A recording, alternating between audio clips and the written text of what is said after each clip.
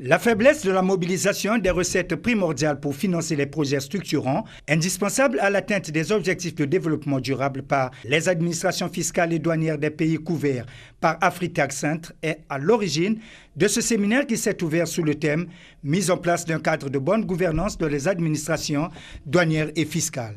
Ce thème revêt une importance particulière car si la bonne gouvernance est assurée, ils peuvent changer positivement notre environnement de travail, impacter nos institutions, nos communautés, voire nos nations entières.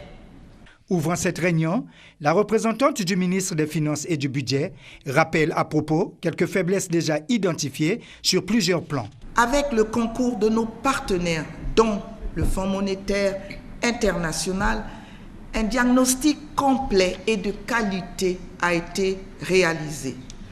De nombreuses faiblesses ont été identifiées sur plusieurs plans.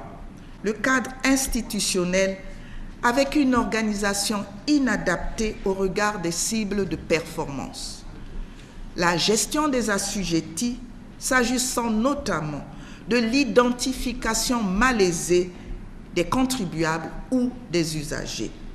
La difficile maîtrise des risques opérationnels des administrations en lien avec une lutte inefficace contre le phénomène d'incivisme fiscal. Aussi encourage-t-elle les participants.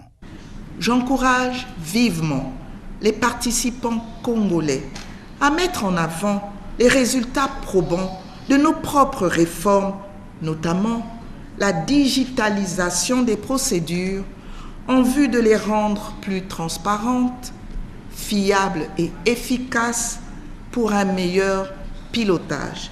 Avec une telle perspective, dans cette période difficile que traversent nos économies nationales, nous pourrions conforter les bases d'une croissance forte et soutenue dans nos pays respectifs, concluait la ministre du Plan de la République du Congo.